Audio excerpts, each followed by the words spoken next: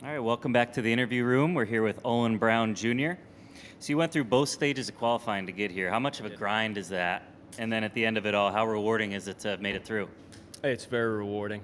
I actually had to make a 30-footer in regulation to even make it into a playoff at locals. So thinking back over what happened on Monday, that 30-footer that happened to go in was a big deal.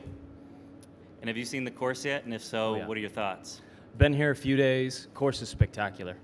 I can't think of a hole that I don't like. It's fun to play. It's hard. It's big. If you hit it in the right places, it's playable. If you hit it in the wrong places, you're going to struggle. Around the greens, around the bunkers is very, very difficult. It's going to be difficult to run the ball up around the greens. You're not going to be able to just hit it willy-nilly. You're going to have to pick your spots and play to proper places. And your father's played in 12 U.S. Opens. Yep. Have you talked to him at all, and has he given you any advice? Oh, yeah. He's been out here with me, helping me prepare. I think I've been to almost all of his U.S. Opens, so it's nice to be playing on this side of the ropes and have him on the outside for once. But he's helped me a lot, trying to get me to understand just how much the course will change from now to Thursday and then on to the weekend. So mostly it's been stuff like that, potential pin placements, what to be prepared for. And you played your college golf locally here at Pepperdine. Are you going to have some friends out here this week? Yep, I got a few buddies. My wife's family's from Los Angeles, so it's kind of a home event in that way. We've been staying with them the last few days, and her family's going to be out here supporting, and got a lot of buddies. All right, we'll open it up for questions. To your left. For those of us who are not maybe as familiar with you, can you give sort of the quick synopsis of where you are in your playing journey? You want the whole thing or the short? Well, you're 32, is that 34. right? 34, Yeah. okay. So what have you been doing? What are you aspiring to do? I graduated in 2010. I played the National Pro Tour in 2012, the Latin American Tour in 13. I had Korn Ferry status in 14. From 15 to 18, I played the Canadian Tour, PGA Tour Canada. And I had Korn Ferry status in 19, played pretty much a full season out there. And I've basically been doing Mondays, and we have a local tour called the Minor League Tour in Jupiter, Florida. I've been playing out there for many, many years. It's a very good tour. They 1-, 2-, and 3-day events keep us competitive. I have some buddies. Adam Svensson actually has played a few. Number of guys. Eric Cole has played a lot out there, and that's where I've been playing predominantly for the last few years outside of Mondays.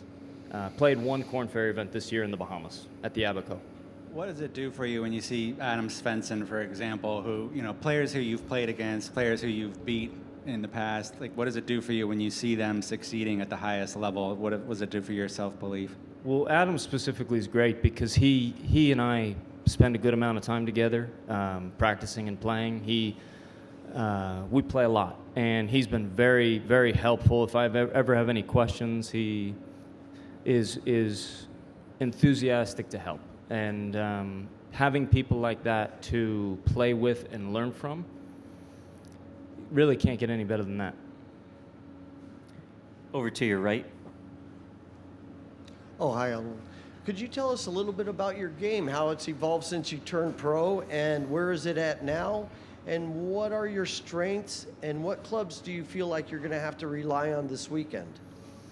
Well, I think to answer the last question first, I think the driver is going to be really important because if you drive it long and straight, you'll be able to access some pins that, if you're not hitting it in the fairway, you're going to be pitching out to maybe short of the green, maybe only being able to advance it 50 yards, 40 yards at times, which would be very difficult.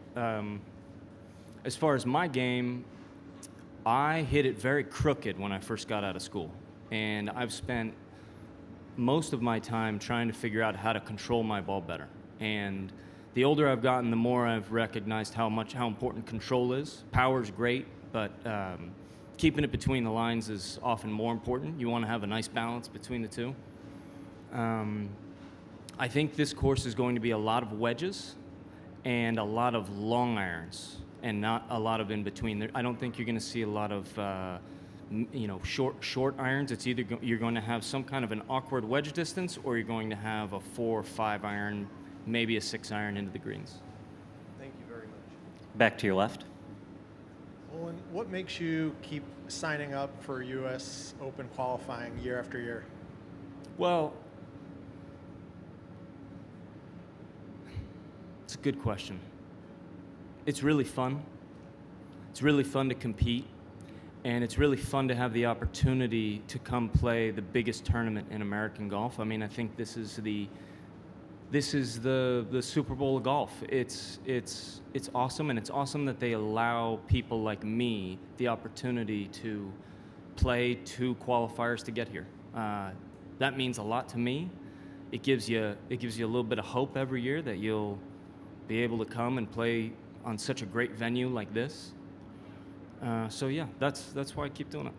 Do you think too many players are exempt? No, I don't think so. Why not? Well, isn't it just top 60 in the world gets in? Or is it more than that? No, I think, yeah, I think it's an appropriate amount. I mean, I played sectionals against, I guess it would be the 61st through, I don't know, top 100 in the world. I mean, those are the best players in the world. I think over the course of the year they earn their spot in the field, and no, I think it's an appropriate number.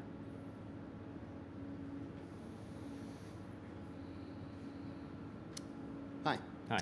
So, forgive the fact that I don't know this, may be able to find it somewhere. Can you give us a sense of your qualifying record since you first started to try? How old were you? Oh, man. Probably not. I think I made it through locals in South Florida one time before this year. It was in a playoff in 2012 at Admiral's Cove. I think I started qualifying probably 17, 18, 19, somewhere in there. So, you know, I've missed by 1 a number of times at locals. I've missed by more than 1 a few times, and it was only the second time I played sectionals, and it was a real thrill to be able to finish off like that. So since you first started playing, have you tried to qualify every year? For the U.S. Open? Yes. Yes, every year, definitely since I turned pro, since 2011. Since 2011. Yes. Any idea how many times you've tried to do this? Probably 15, 16, 17, something like that. Okay. Ballpark. Good ballpark. Yeah, Thanks. no problem. Nope. Brandt Snedeker was joking that during his long recent layoff with an injury, he realized he was unemployable to do anything else. Have you thought of doing anything else besides being a professional golfer, or is this just is there no plan B? It's hard to not have those thoughts sometimes, especially when you're grinding it out on mini tours and chasing Monday qualifiers. The Monday qualifiers are hard. You know, you shoot a lot of good numbers and you're going home. So I'd be lying if I told you that this is the only thing I've ever considered doing. It's the only thing I want to do. And I keep improving, and that's why I keep doing it. If I wanted to do something else, I'd hang them up and go figure out whatever that is, but haven't gotten there yet. Anything further? I believe you have an early tee time for Thursday and a late one for Friday. How does that suit you? That's the first I've heard that. So I'm just happy to have a tee time this week. How about that? So I can't wait for the first tee shot. I'm so excited to be here and to be playing and to have the opportunity. Yeah, and I'm really looking forward to it. And what are your expectations for a result here? I don't have any expectations. A good friend of mine said, don't have any for the week. Just go out and play. And my only real goal is to take on the shot that I have, the shot at hand, execute that to the best of my ability, and move on. Nothing more. We got another right here. Owen, how did you celebrate when you did make it? You know, I didn't really, actually. I didn't sleep much that night. Got a lot of calls, a lot of text messages. I was in a hotel in Columbus. My caddy and I, who's Zach Snyder, who's caddying for me this week, we went and got Chipotle for dinner. And I tried to get some sleep and catch an early flight, which I missed. Slept right through my alarm. So we hustled to the airport and flew home to my wife and 2 boys. That was the extent of the celebration. What do you think this can do for your career? Well, at the very least, it's a good learning experience. To be out here and to be playing such a spectacular golf course with the best players in the world, you're bound to learn something. And if I can absorb as much information, as much knowledge as possible, and soak up as much of the experience of competing this week, I think that'll be my number 1 priority. Prior to this, I'm wondering what's the biggest event you've ever played in? One of the Corn Ferry Tour events on the Corn Ferry Tour. You ever played in front of, probably played in front of more people in a practice round here than you did on? Probably. Yeah. No, I don't. I played at the Straight Down when I first got out of college, and we got paired with Freddie Couples. I was my dad's partner as an amateur. We played with Freddie, and there were a good amount of people there. But outside of that, this is probably the most. Okay, thanks. Yeah. Thanks, Olin. Good luck this week. Thank you. Thank you, everybody.